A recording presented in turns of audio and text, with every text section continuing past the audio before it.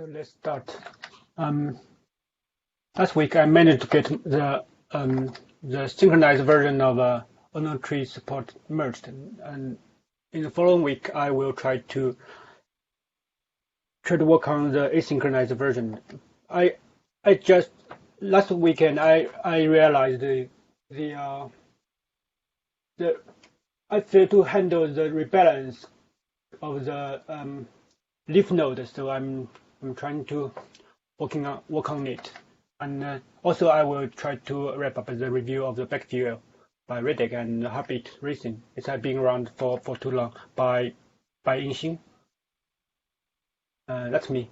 Redek.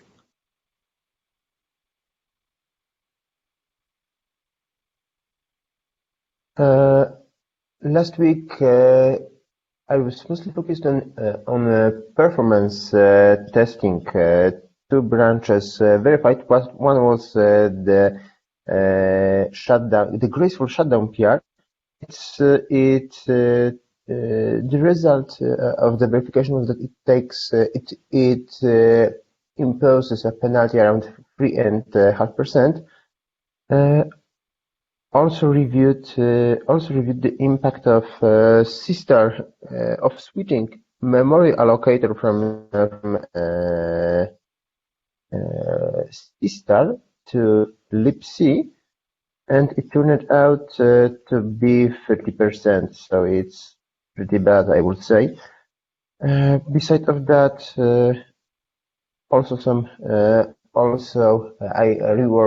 I addressed the comments on Backview and pushed updated version yesterday.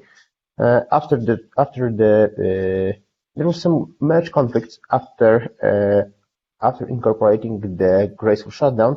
Now they should be solved, and the PR is ready for a second turn of reviews. But the thing I'm focused the most is actually about Seastor's memory allocator and Alienstor. I made some reading around code reading around those areas, and well, I think we miss some important things about the root cause, about the problems we are experiencing with Alienstor. Let's start from the memory, from the performance comparison.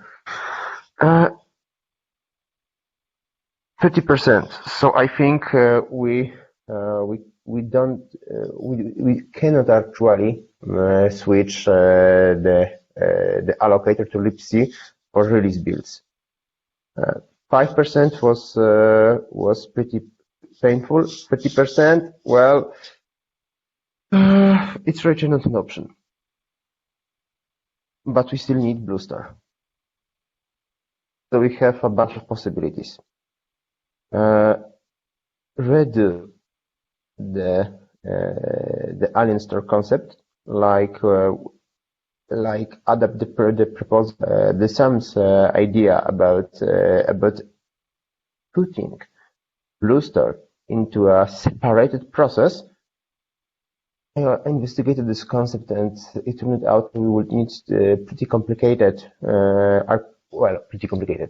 full-blown RPC mechanism to handle this out.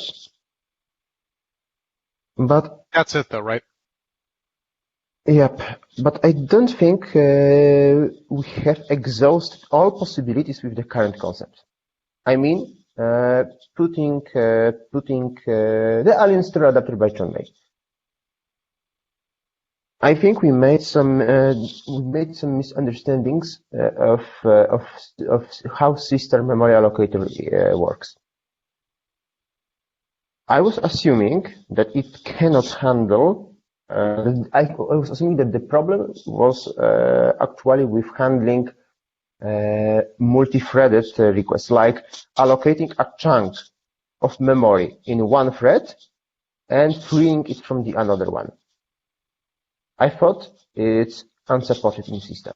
But that's not the case actually. Seastor allocator is perfectly able to handle multi-threaded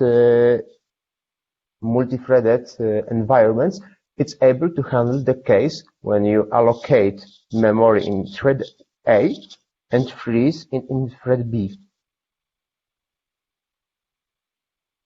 Actually, I have on my machine, I have Alien adapter working like a charm with Brewster. It's in perf in Rados bench. Okay, it's pretty slow in comparison to Memstor, but it works. So I started investigating the Epicas issue. Let me provide another gist. And I know what's the reason of the failure in the Epicas runs. Here is a gist. The direct dev cause is actually running out of stack. There was it's funny. There was 100,000 of stack frames. It's funny. It's because there was an assertion in Seastor memory allocator. The handler of this assertion wanted to do memory allocation. It went to Seastor memory allocation and caused yet another assertion, and recursively. Yep, 100,000 of stack frames. But at the very beginning of the stack, there is actually very interesting thing. One of the threads started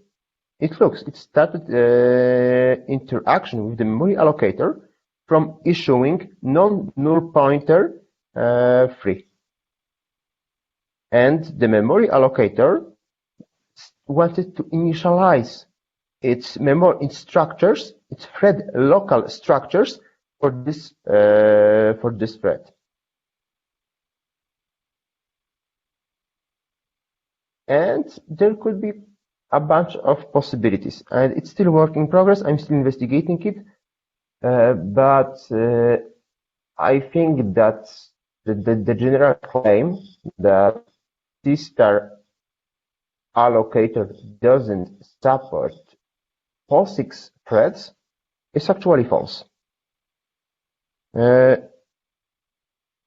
went through the Alien allocator concept, which is a branch, which is an unmerged branch on the Seastor's repo.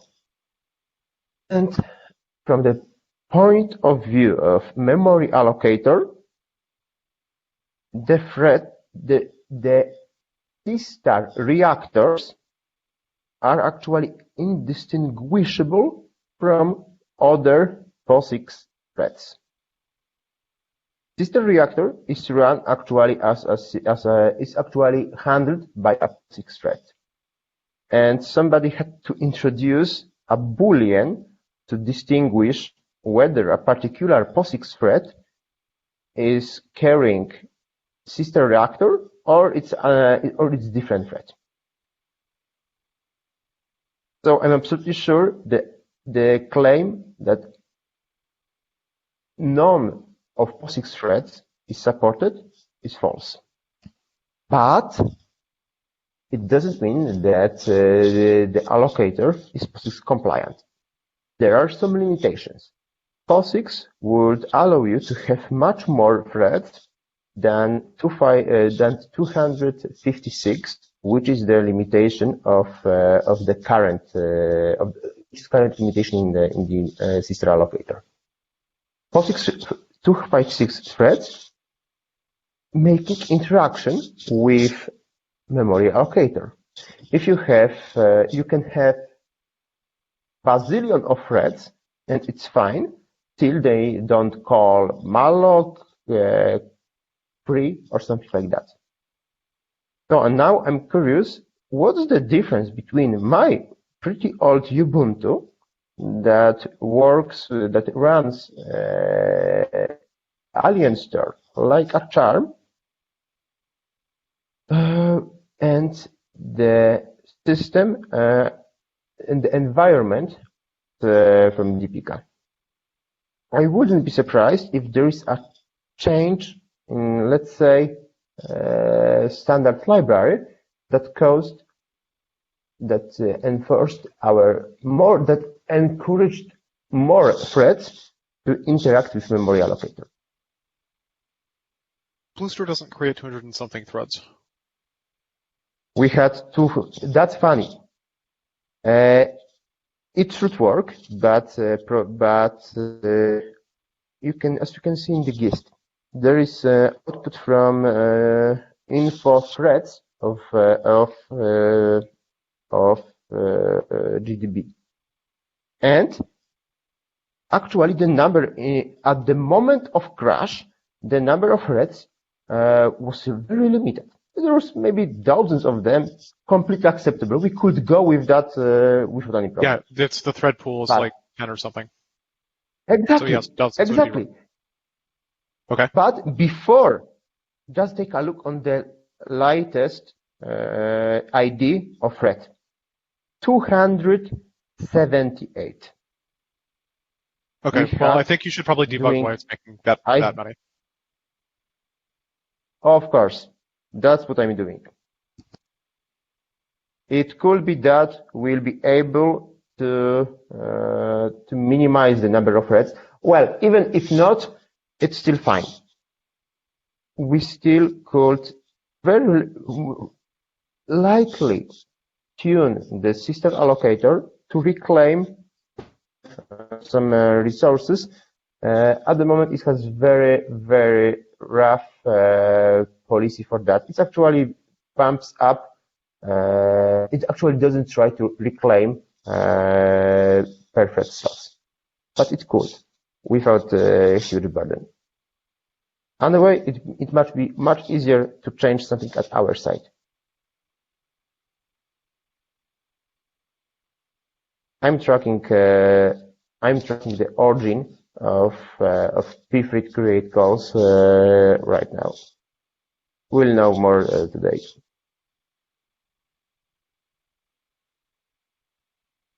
The question is whether the failure, the crash I'm observing, I'm working on right now, how much it's related to the crash observed by Chunbei.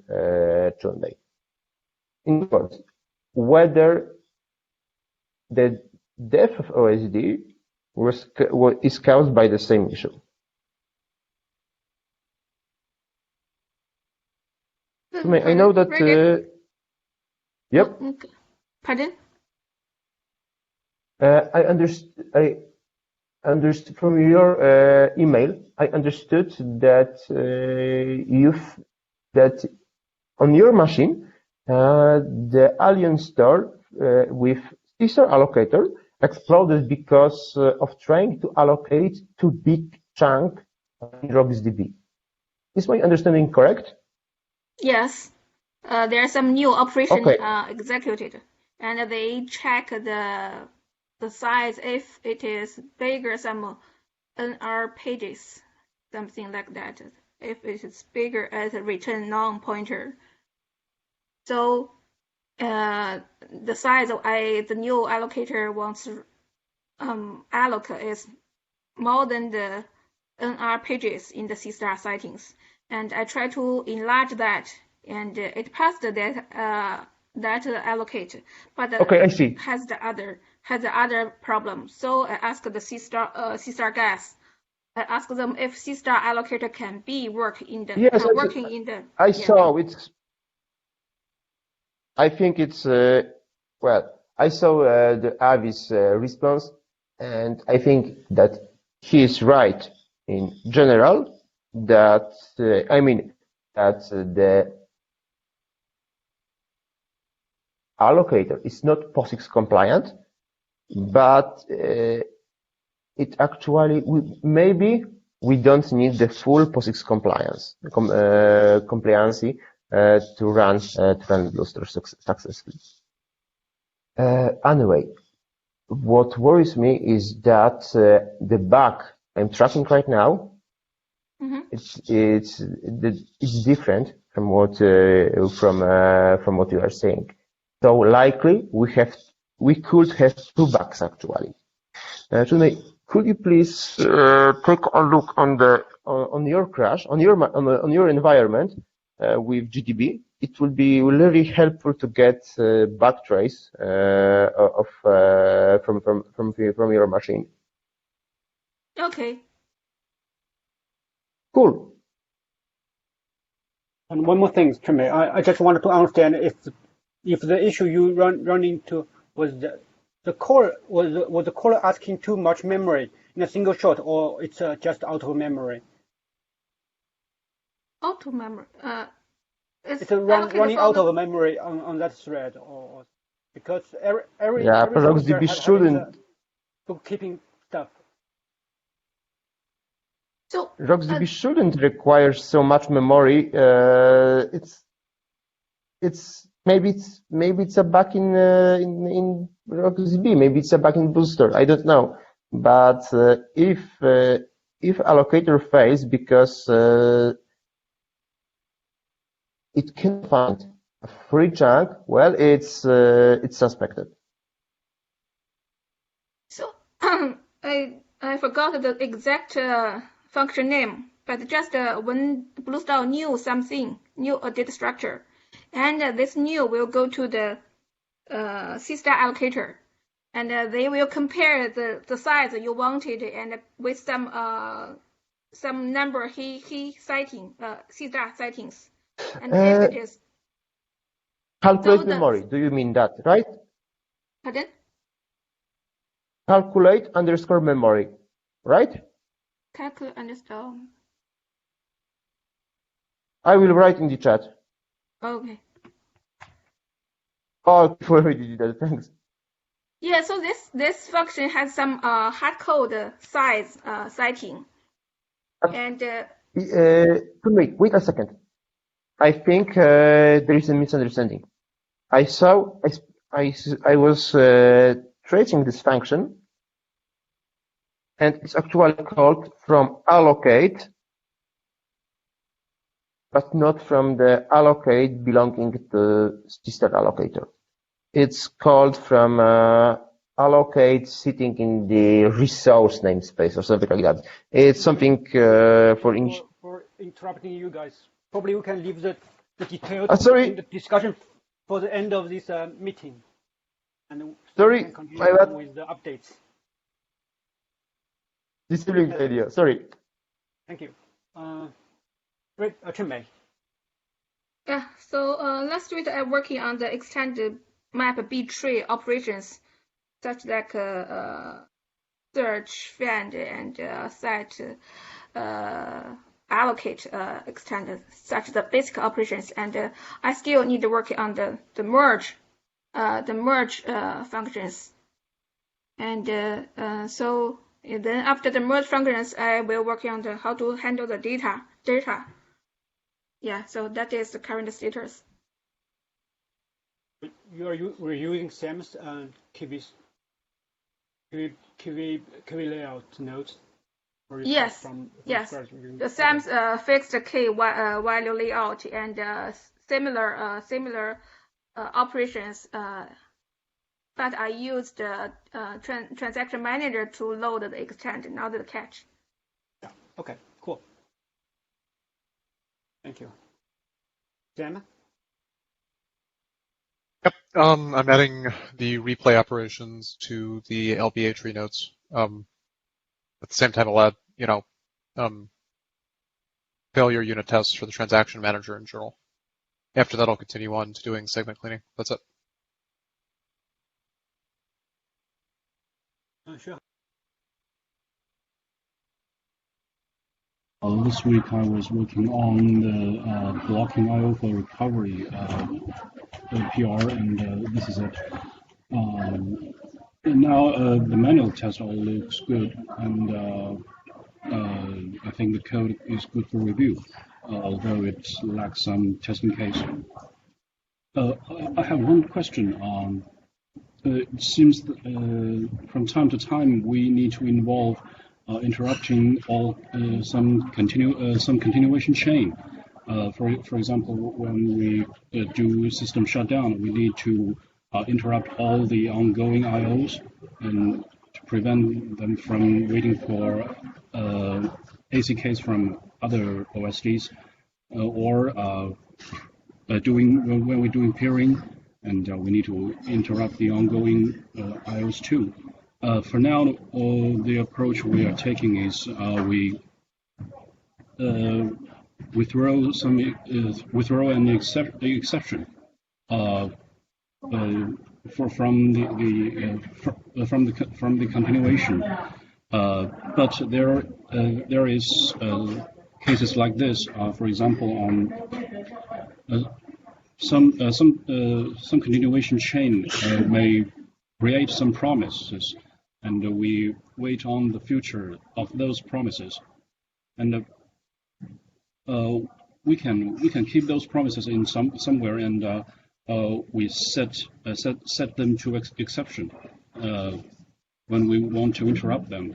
But there are possibilities that after we interrupted those already created promises, there may be some other continuations that have not created the promise, but they too needs to be interrupted.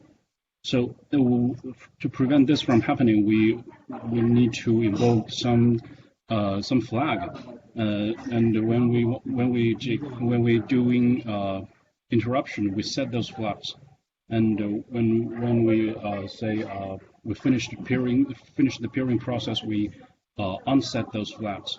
But this means I'm not we sure have what you mean to about the flags. What are you worried about? You're talking about an orderly shutdown, right? If we shut down a process that's waiting on peering?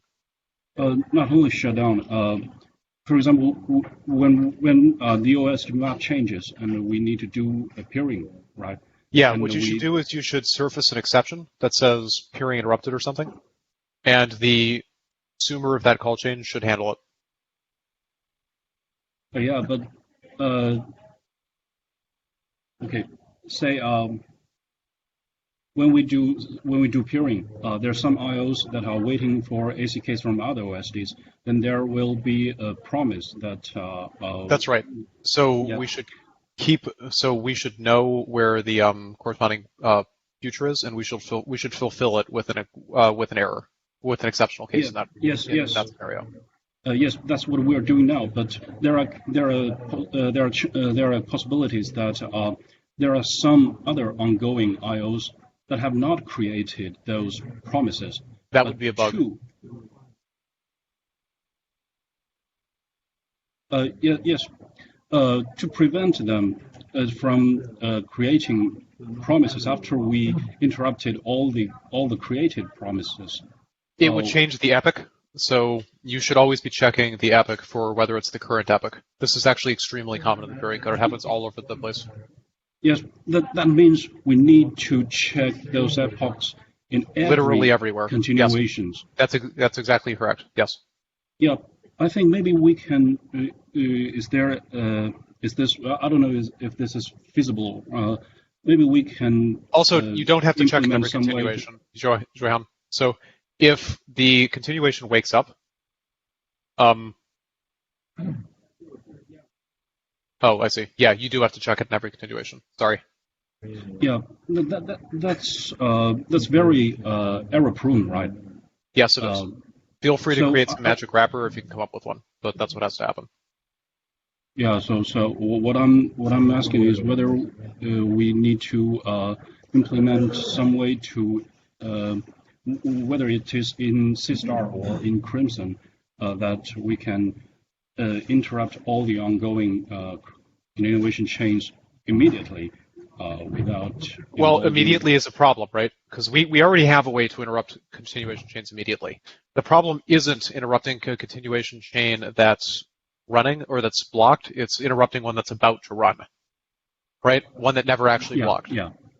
So yes. no, there's no general way to do that without seriously changing the way the Seastor scheduler works. I don't think that's a good idea. Oh, okay, so if we want to do this, we might want to do something like create a wrapper or a wrapper for future, something like Aerator that knows what to check between every call. But my suggestion, honestly, is to just annotate the continuation chains. Oh, okay. I see your point, and because it's actually much more difficult to do this in a general sense than it seems like it would be. Different things will need to do different kinds of cleanup. So one way or another, there are going to be relatively few continuations that don't care. Most continuations will need to know. Yeah, I got your point. And I agree with you. Yeah, thank you. I mean, if you can come up with a good library level thing that makes it easier or less error prone, I'm certainly open to suggestions. But my guess is that it'll be mainly syntactic, and that for the most part, code authors will have to be careful either way. I haven't go in details about this. It's just a little thought. Yeah. Okay. Thanks. Like I said, if you do end up with a suggestion, I'm happy to have a look. Okay.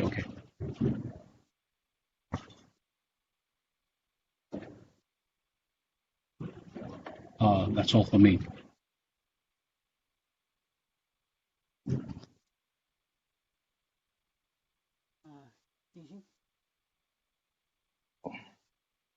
Hi. Last week I take some efforts to test and fix the decision tree to identify the split position here. So it is very intricate because the layout is structured into 3 levels, and it wants to be accurate to evaluate the inserted size after insertion, and it also wants to be efficient to identify the position using binary search. And it is almost done, and I have started to work on the split with minimized overhead, and I started to consolidate modifiers at the stages. That's all.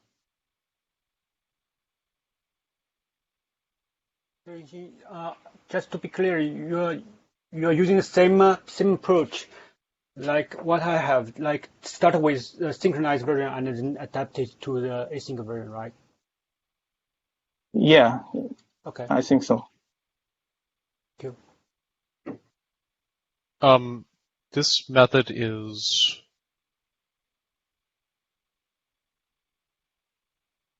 an almost 400 line long search. You can't do that. You need to find a way to split this up. This is unreviewable. Sorry, you mean it is unreviewable? Yeah, you need to find a way. You need to find a way to simplify this. It's a specialized logic. Then make it slower and simpler. This is unreviewable. It's 400 lines long. Can't do that. Either find a way to break it up or make it slower. Yeah, I think that's why it is currently a prototype, because the logic is in the same place, and yeah. What I'm saying is, in the future, I plan to move them into the templated implementations below of the staged struct. Okay. So that would be. Just be aware this has to be broken up before. This has to be broken up before it can be merged.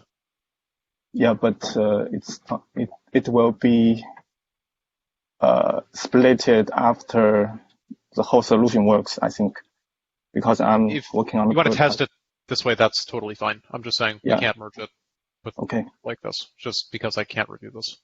Yeah, I think so.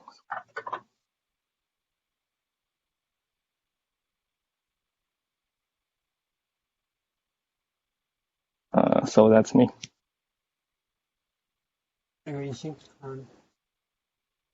Any comments or questions?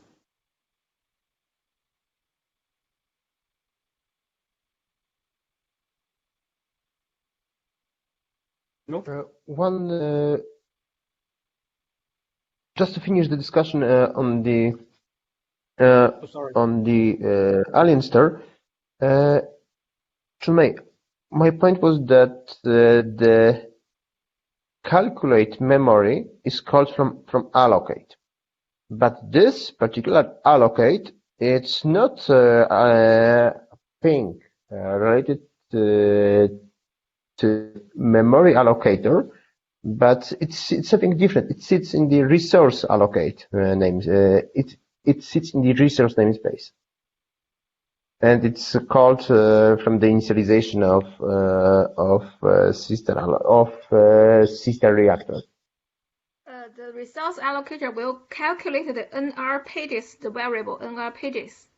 So when the new operation executed, they use the size to compare with that NR pages. So that size is bigger than that NR pages. So I want to enlarge the NR pages. Okay, so I see. Yeah. And this brings to a further, why on earth RocksDB or anybody else wanted to issue so huge allocation? It's because it's using it as a slab allocator. It's doing its own allocation. These are for its buffers. That's pretty normal.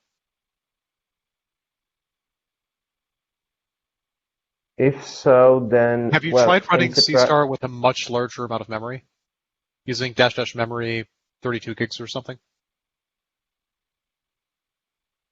No, but how it's okay, but how it fits to RocksDB? Does RocksDB has its own memory allocator that tries to do slabs? Every database has its own memory allocator. It doesn't look like an allocator. What it looks like is a level 0 mem table. But yeah, it does its own allocations of a sort, a limited sort. But for instance, the level, I mean, how big an allocation are we talking about here? Hundreds of gigs? Oh, that's insane. Is it expecting a virtual address space? The number of pages is about 4096 pages. Oh, it's just equal to NR pages, I think. Are you using address sanitizer? I wonder. Try disabling address sanitizer. Okay. On the release build is disabled. Okay. Okay, well, you need to figure out why it's doing that allocation. There's no point in speculating. Yeah.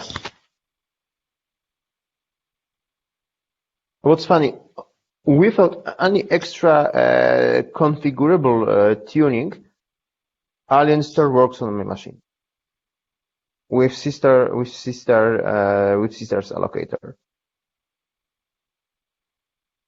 Sorry, what's the difference? Well, what I said is just Alienster works on my environment without tuning any parameters, nor Cephcon parameters, nor Seastor parameters about memory, and while using the Seastor's memory allocator. How many memory do you have on your test bed? 16 gigs.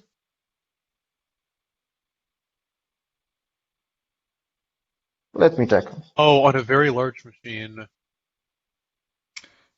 maybe Seastor's allocator does something different with a lot of memory. Hard to say. Sorry, I have 32 gigs on my environment.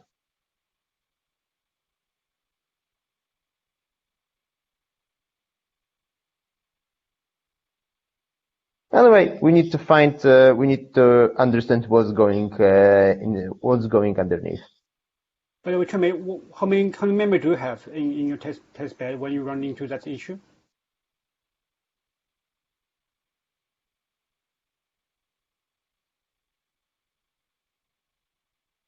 Okay. I didn't log in that server. My old server has some problem. I forgot it, but I'm not sure. Okay. Was it a very capable one? So Redec, so A-install release works on your machine, right? Yes. Okay. So it has the Seastor allocator allocated the memory for each CPU slot. So maybe the memory It is right. big, yeah, memory big enough, it allocated the more memory for this CPU. Because they calculate the memory each CPU have.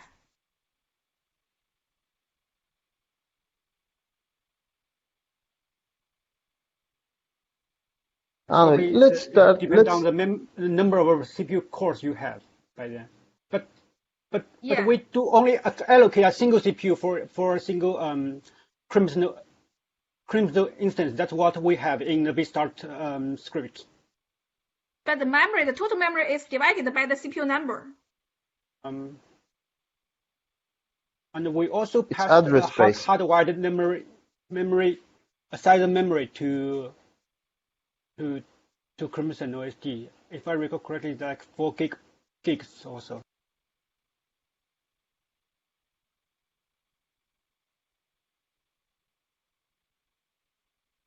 Just to ensure,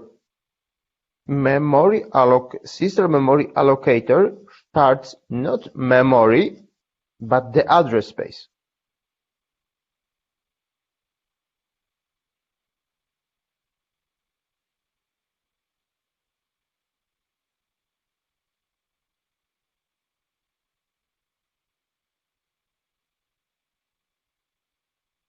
All right, it depends on the extra OSD args you pass to vstart.sh, not hardwired.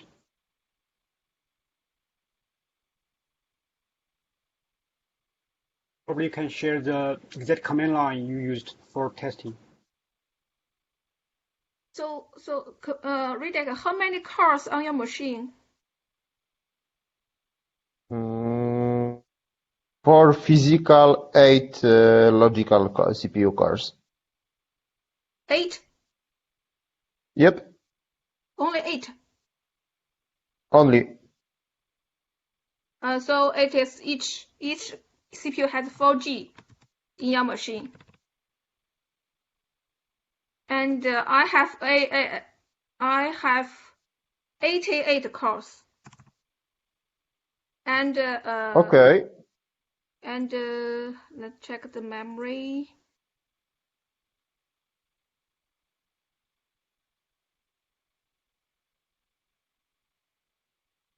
Okay, I think this one.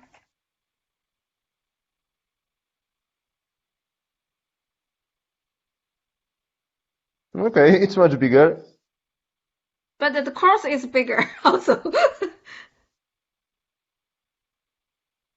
Well, guys, we are speculating. Let's try. How about making some kind of gist?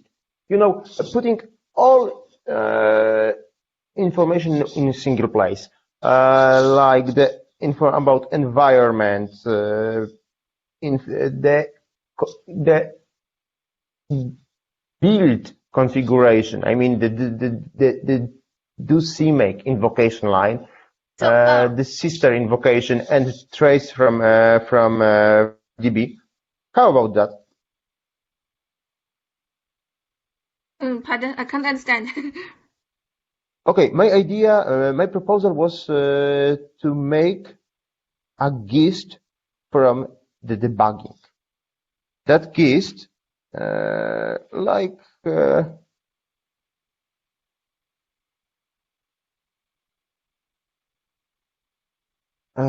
the one with performance impact verification. There are some sections there about configuration of the build, about the deployment comments, all those things necessary to repeat the test. How about making maybe you could make similar document and put those details there. How about that? So Ritek, the Seastor guys told me that Seastor allocator cannot be used in alien environment.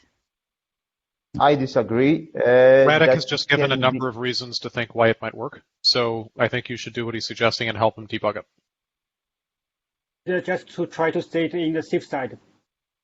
But we are doing some could push the frontier a little bit further. well, I'm absolutely sure that their allocators won't handle arbitrary POSIX thread arrangement. That's for sure. But I want to point out that we are pretty restricted when it comes to threading. In my understanding, RocksDB, Bluester, all those gizmos should limit themselves to, first of all, pretty small number of threads.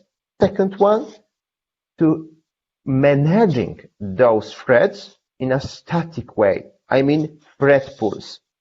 Not the very old paradigm like pool web HTTP Okay, Radek, server. I'm going to punch a command in here. Sun, I look at this? So you have an enormously large machine, right? Try this, please. Next time you run the test, add that to the end of the Crimson OSD command lines. Okay? Okay. That will limit the amount of memory Crimson will use, and it will limit the number of cores.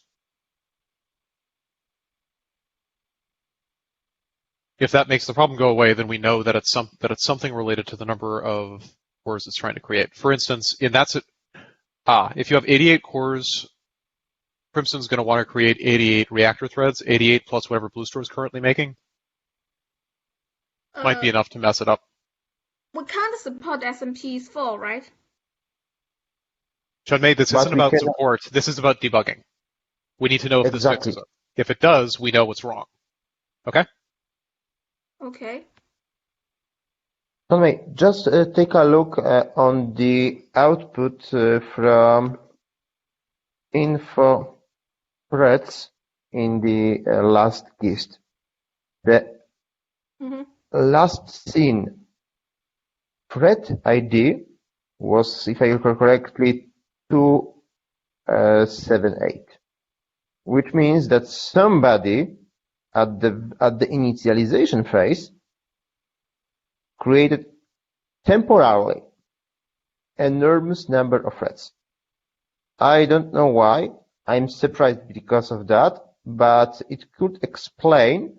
Well, maybe we are somewhere close to the 256 limit of current memory of current Seastor allocator. So you mean the 278 is the thread ID? Yes. Okay. 278 is last, as far as understood, GDB. At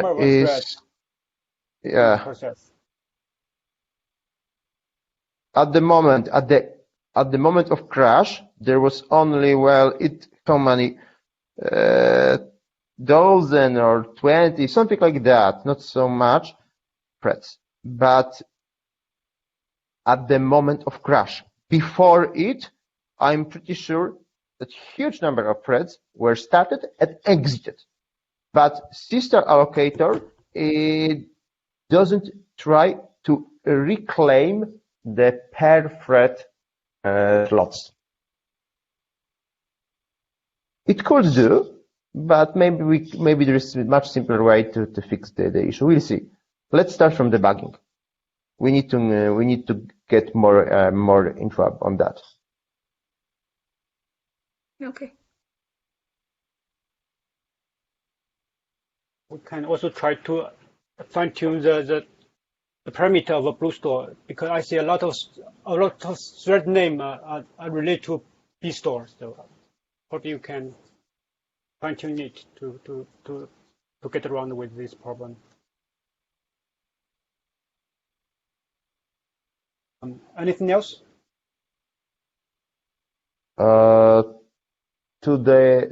Tomorrow long weekend starts in Poland, so likely I will be partly available. Okay. Enjoy time. That's the plan. Okay. So have a good one, and see you next week. Thank you. Thank you, and see you soon. Bye. See you. Later. You.